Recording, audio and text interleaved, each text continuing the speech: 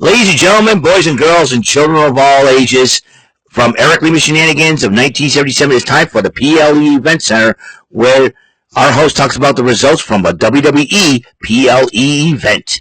And now here's the man to bring you all the results from the PLE event himself, Eric M.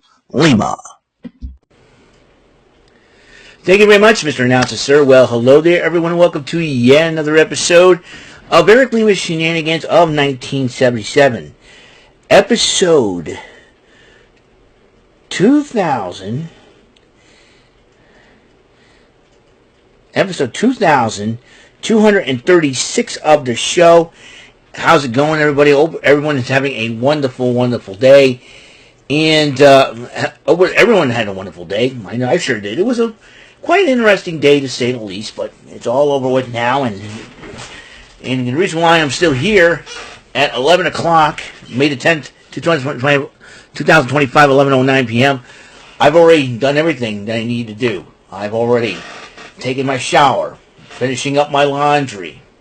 I watched Backlash, live reacted with a good friend, Jordy Scow, and Dante Pittman. I know Cypress TV came in for a short term, but nevertheless, he was there.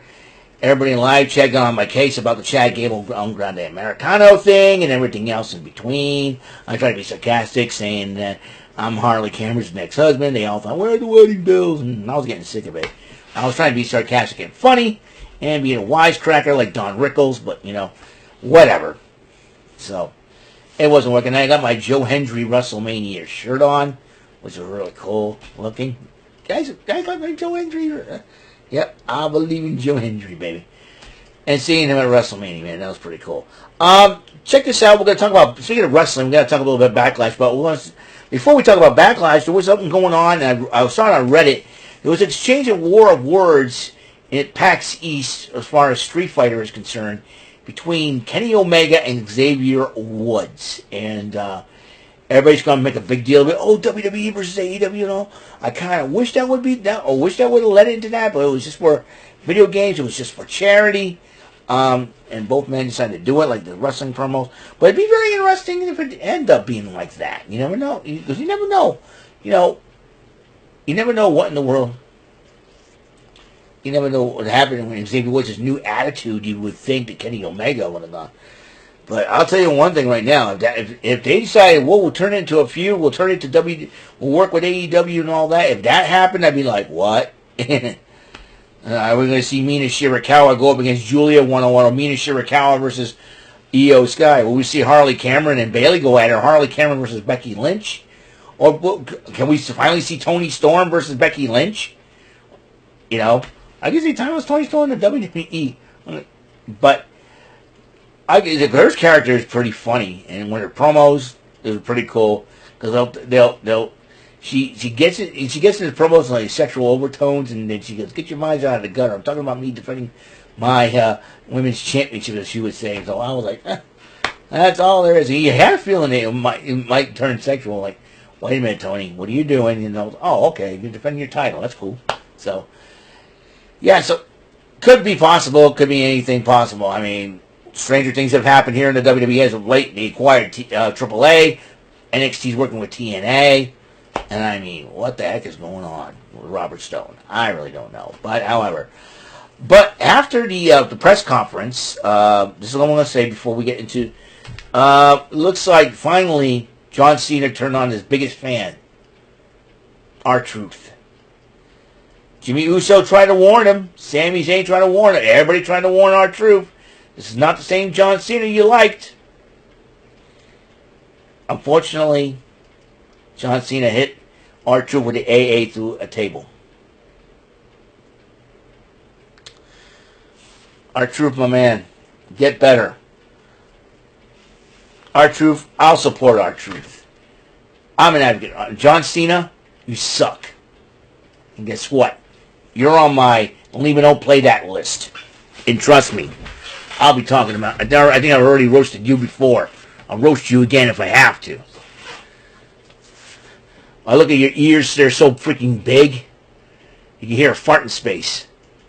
Every time you had that sourpuss look in your face, you look like the devil from the Joker's Wild. Everybody wants to avoid you. speaking of which, we'll get to that. Wade, in the kickoff show, Wade Barrett had a sit-down interview with Randy Orton about John Cena. And meanwhile, Byron Saxton interviewed Dominic Mysterio, who was also acting like a total douchebag. And, personally, Dominic Mysterio, if I was in the ring with him, I would knock him out with brass knucks. And to further knock him out, put a chloroform sock rag over his face. That way, put him in a barber's chair, tie him up in a barber's chair, get the razor, shave his mustache, and shave his head. And then wake him up and say, here you go, you look uglier than usual.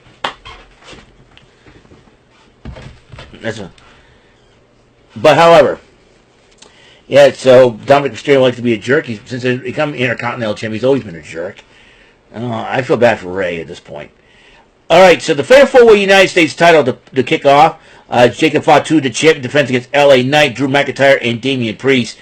McIntyre and Priest couldn't get their hands away from each other to the point where they decided to fight outside the ring, and both of them went to a table as they were getting checked on. LA Knight and Jacob Fatu in the ring. And then as LA Knight was about to hit Jacob Fatu through the announce table, here comes Solo Sikoa.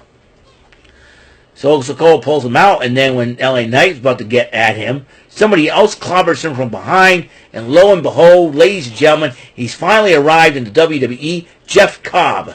That's right. Why is Jeff Cobb there? What does he have to do with Solo Sikoa and the Bloodline? What the heck is going on? All we know is Jeff Cobb might be a hired gun for Solo Sikoa. Jacob Fatu is... Will we see Jacob Fatu and Jeff Cobb go at it? Now, Jeff Cobb, small in stature. He's pretty small, dude, but he's a big, big guy in size, man. He's got a stock build. Almost like Otis from freaking Alpha Academy. Think about it. And so Jacob Fatu decided to take advantage of the situation, even though bewildered about what's going on. Ends up hitting LA Knight. He retains the title. I got that one wrong. I was predicting McIntyre will walk out with the championship. I'm 0 for 1. Then, the Women's Intercontinental title on the line. Lana Valkyria went up against Becky Lynch. And it was for the Women's Intercontinental title. And at that point, Lana Valkyria's fiancé was at ringside and sitting down and watching the match. And Becky Lynch taunted her. I think Valkyria saw that and proceeded to beat the snot out of Becky Lynch. After a lot of counters and near falls from finishing maneuvers and whatnot, Lana Valkyria is still the Women's Intercontinental Champion. Becky Lynch snapped, attacking Valkyria after the match. Officials, including Adam Pearce, break it up and sends Lynch away. I have a feeling that Becky Lynch is not done with Lana Valkyria and vice versa. Then the Men's Intercontinental title line, Dominic Mysterio, the douchebag that he is, went up against Penta, and this was a great match until the other three Stooges of Judgment Day, like Mo, Larry, and Curly, a.k.a. Carlito, J.D. McDonough, and Finn Balor. And as Carlito distracted the referee, J.D. McDonough and Finn Balor tried to come out and help with the steel chair. The referee caught all three of them. And he goes, you, and you, ejected from ringside, right? And as Penta took care of that, he climbs back in the ring, about to finish off Dominic Mysterio. Here comes El Grande Americano with that loaded, and he loads up his mask, headbutts Penta, and Dominic Mysterio took advantage of it, and he retains the Intercontinental title. Thanks to that idiot, El Grande Americano, a.k.a. Chad Gable, for those you don't know. Yeah, that's Chad Gable, y'all bunch of... Oh, he's not... They're two separate people. Shut up. That's Chad Gable, and you know it.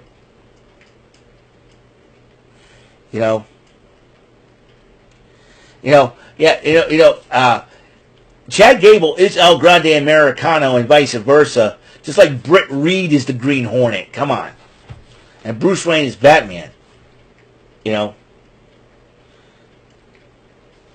Bruce Wayne is Batman. And I'm just Eric Lima. Okay? Yeah, I got that one wrong. I picked Penta, thanks to that idiot. I'm 0 for 3 in the first 3 matches. Not a good sign to start. Then Pat McAfee went 1-0 on Gunther, and Gunther's got this smile on his face, laughing at Pat McAfee. McAfee looked serious. He wanted to beat the snot out of Gunther. You know, he got some shots in, he got some chops in, and Gunther took over. Got to the point where Michael Cole, he says he's going to be biased in this matchup, you know, because you know, to keep professional. And then Michael Cole put down his headphones and he started acting like McAfee's manager all of a sudden ringside. Referee's trying to calm him down. Gunther taunting him, and then it got to the point where Michael Cole was holding down Gunther's leg while trying to go for a 3 count, but then Gunther grabs him, about to attack him once again with a sleeper hold, and then McAfee punches him and all that. And, you know, he slipped off the top rope at one point. That's how angry he got. Wasn't thinking of his balance. And, but despite that, in the end, Gunther won the match. I predict Gunther was going to win. I finally got one right. Thank you very much. Then,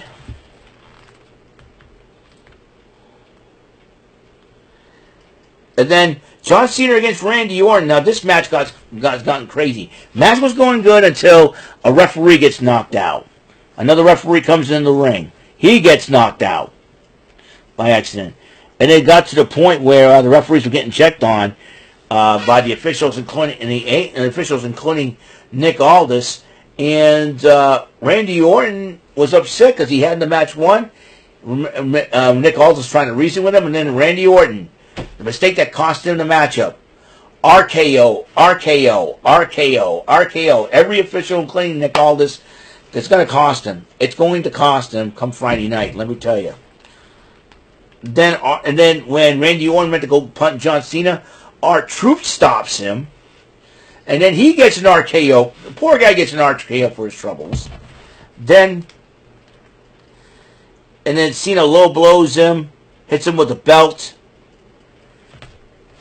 And hits him with the belt. AA's him. The original referee, Chad Patton, comes in the ring. 1, 2, 3.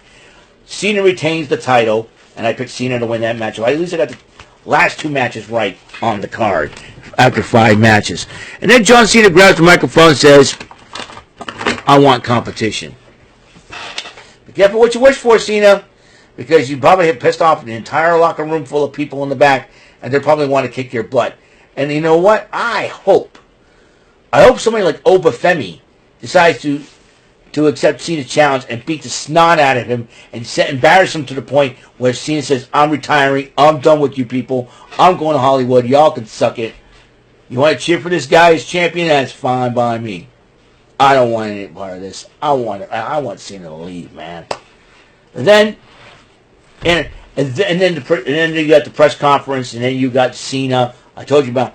And then R-Truth said, "I'm proud of you," and all that. One more word, outline. One more word. There'll be consequences. Yeah, but I just wanted. And then John Cena promised to hit R-Truth with the AA to a table. After the man has helped you retain your title and sacrificed himself for you for an RKO, you decide to do this. I would have gone up to John Cena's face and goes, you want to disrespect people? You and me, Friday night for the title. If you don't show up, I'm going to come find you, knock you out with chloroform, shave your head bald. And then I'll wake you up and knock you out again. That's what I would have said.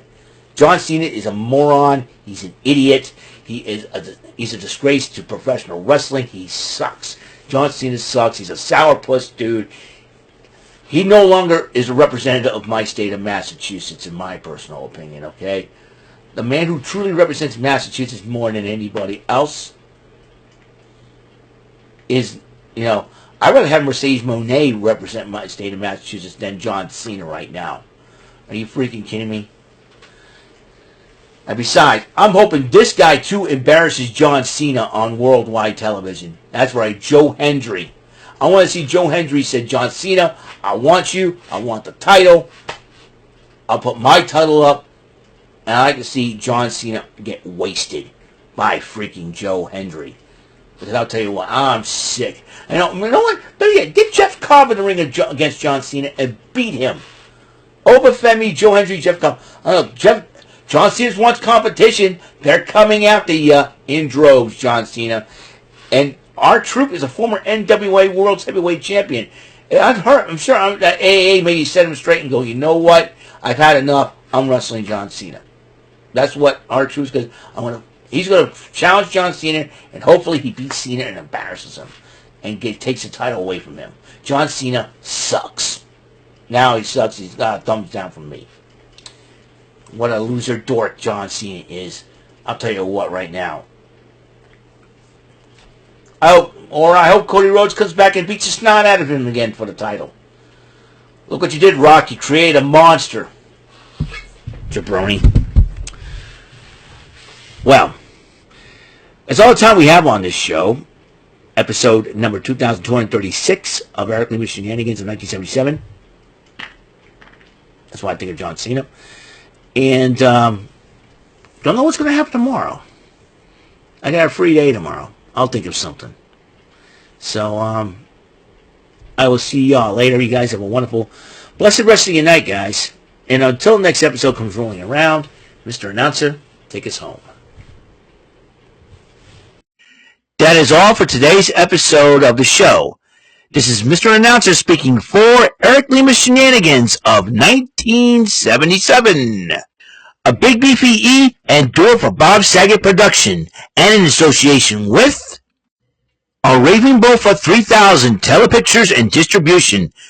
Thank you for watching another episode of Eric Lima Shenanigans of 1977. See you later on the next episode of the show. Goodbye for now.